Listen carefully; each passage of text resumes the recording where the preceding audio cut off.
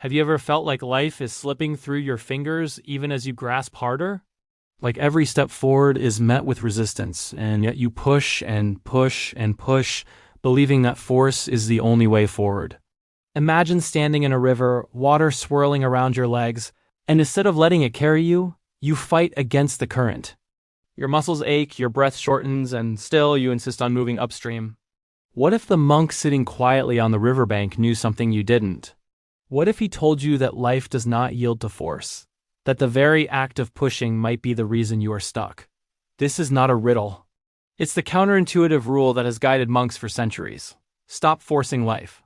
The first thing a monk teaches is simple yet almost impossible to accept. Life flows in its own rhythm, and your insistence on controlling it often creates more suffering than the obstacles themselves. The mind, clever and insidious, whispers that success, happiness, and peace are waiting just beyond your struggle. It convinces you that if you only work harder, plan better, or fight longer, the world will finally yield. But here's the paradox. The harder you push, the more the universe resists. Picture a tree. You can tug at a branch all you want, and it will only bend so far before snapping. Or consider a stone in a rushing river. No amount of force will move it unless you learn to work with the water, not against it. Monks understand this principle intuitively. They observe, they pause, and they flow with life rather than against it. When we talk about forcing life, we are not only talking about external actions. Often the force is internal. We plan relentlessly, worry incessantly, and cling desperately to outcomes that are uncertain. We carry our expectations like a weighty coat in summer, wondering why we feel trapped and exhausted. The monk would ask you to remove that coat, to feel the air on your skin, to notice the river flowing past without demanding it change its course. This does not mean passivity. It does not mean abandoning ambition or desire. It means understanding that the current of life is neither friend nor enemy. It simply is. When you stop struggling, you start seeing where to swim, where to float, and where to stand. The clarity comes not from forcing, but from stillness. There's a story of a young man who approached a monk in the mountains, desperate to succeed, desperate to fix every part of his life. He had plans, goals, deadlines, and a constant fear of failure. The monk listened quietly, then asked a single question: "Are you living, or are you pushing life away?" The young man was puzzled. "I'm trying to live," he said. "I want to achieve." The monk smiled gently. When you force life, you are not achieving. You are resisting. You are trapped in the illusion that control equals progress. Let go and watch how the river carries you in ways you cannot predict. At first, the young man felt frustration. How could not forcing life lead to anything? Yet as days passed, he tried. He stopped obsessing over outcomes. He paused before each decision. He let moments arrive without resistance. Slowly, he noticed doors opening that he had never forced. Relationships deepening naturally, opportunities flowing like water over rocks. The monk's advice was not magic. It was attention, patience, and alignment with reality. Consider your own life. How many hours do you spend trying to control things that are inherently uncontrollable? How much mental energy is wasted in insisting on the impossible? The monk's wisdom teaches that suffering is often self-imposed, not from external events. When you try to push the river pushes back. When you try to force relationships, creativity, or circumstances, life becomes friction. But when you observe, adapt, and flow, resistance diminishes and clarity emerges. Think of the clouds in the sky. You cannot make them move faster or slower. You cannot command the wind. Yet, the sky shifts naturally, and beauty unfolds without effort. Human life, in its complexity, mirrors this rhythm. There is a subtle difference between surrender and resignation. The monk does not teach you to give up on life. On the contrary, he invites you to engage fully, but without the violence of force. It is like tending a garden. You cannot command the seeds to sprout. You prepare the soil, you water it, you provide sunlight, and you watch. You intervene intelligently, not aggressively. Forcing life is plucking buds before they bloom. Flowing with life is nurturing them until they open on their own. This mindset shifts everything. Anxiety diminishes, clarity appears. Action becomes effective because it is informed by observation, not desperation. And yet, in a society that glorifies hustle, this rule feels alien. We are rewarded for pushing, for grinding, for showing that we are doing more than anyone else.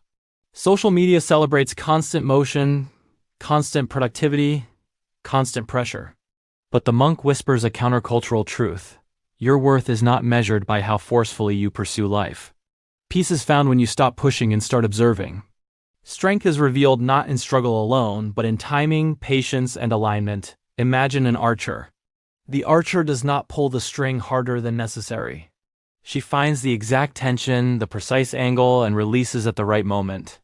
Too much force and the arrow falters. Too little and it falls short. Life operates like this. Precision, not brute force, wins the day. One of the most profound exercises a monk recommends is the practice of conscious pause. When faced with a challenge, instead of reacting immediately, you stop. You breathe. You observe the currents of the situation and your own inner state. You ask, what am I trying to force? What is resisting me? What is life inviting me to notice? In this pause, insight appears. In this pause, decisions become guided not by anxiety or compulsion, but by understanding. It is a simple practice, yet it transforms the relationship with the world. You begin to see that life is rarely hostile. It is the mind's insistence that creates friction. The monk's wisdom also teaches that patience is a form of action. Waiting does not equal inaction. Sitting with uncertainty, observing the flow and responding intelligently is a higher form of mastery than pushing recklessly. Imagine planting a tree. You cannot make it grow faster. Watering it constantly will not accelerate its roots. Nature demands patience. So does life. The moments you spend waiting are not wasted. They are shaping your insight, preparing your strategy, and aligning you with forces you cannot yet see. There's power in patience, elegance in restraint, and intelligence in timing. And here is a twist that surprises many. The things you desperately chase are often running from you. When you force outcomes, success, or happiness, they sense resistance. Like a bird that senses a predator, opportunities avoid pressure. But when you embody ease, when you move with life rather than against it, the very things you desire often arrive effortlessly. This is not luck. It is alignment. It is the law of nature mirrored in human existence. Forcing life is like trying to push a cat into your lap. Flowing with life is allowing the cat to approach when it feels safe, allowing connection to happen organically. Let us also consider the mind. The mind is a master manipulator. It convinces you that struggle equals growth, that pain equals meaning, and that if you stop forcing, you will fall behind. But the monk knows this deception. He trains the mind to observe itself, to recognize compulsions, and to distinguish between intelligent effort and pointless force. In meditation, the monk sits quietly, watching thoughts drift like leaves on a stream. None are stopped, none are forced. Awareness alone transforms the relationship with the mind. You begin to notice when you are forcing life and when you are moving with it. This awareness is the first step toward freedom. So what does it look like to stop forcing life in practical terms? It looks like listening more and talking less. It looks like observing before acting. It looks like focusing on the present moment rather than obsessing over outcomes. It looks like patience, precision, and flexibility. It looks like tending your internal garden before attempting to control the external one. It looks like asking before every action, am I pushing or am I flowing? And being brutally honest with yourself. The monk's rule is elegantly simple, but profoundly transformative.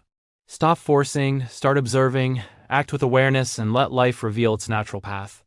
Some of you may wonder if this means giving up ambition or goals. Far from it. The monk teaches that ambition is not the problem. The problem is compulsion.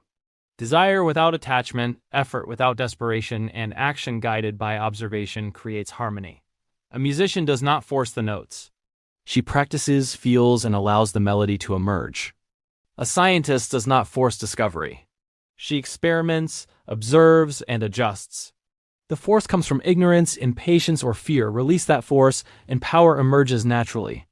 Now let's make it even more personal. Ask yourself, how much of your life is spent in resistance? How much energy do you waste forcing relationships, careers, habits, or outcomes? Imagine redirecting that energy toward alignment, observation, and intelligent action. Imagine what could emerge if the river carried you instead of fighting against it. The monk would say, your life is not meant to be a battlefield. It is meant to be a river, a garden, a melody, a dance. Force only creates tension. Flow creates harmony. And there is a deeper truth. Forcing life often masks fear. Fear of failure, fear of irrelevance, fear of loss. The monk teaches that when you stop forcing, fear is exposed, understood, and transformed. Without the distraction of constant struggle, fear becomes a teacher rather than a tyrant. Without the compulsion to control, wisdom and insight appear. The very act of letting go, paradoxically, strengthens the mind and the spirit. You begin to see that the river is not your enemy. The river is your guide. Your role is not to conquer it, but to navigate it with awareness. Life, in essence, is not a puzzle to be solved, but a dance to be experienced. The monk's rule is deceptively simple. Stop forcing, start observing, act wisely, flow naturally. In this rule lies freedom from unnecessary suffering, clarity in decision-making, and profound peace. The river flows, the tree grows, the bird flies, and the clouds drift across the sky. You are part of this rhythm. Resist, and you create friction. Flow, and you become a participant in the dance. The universe is not punishing you. It is simply moving.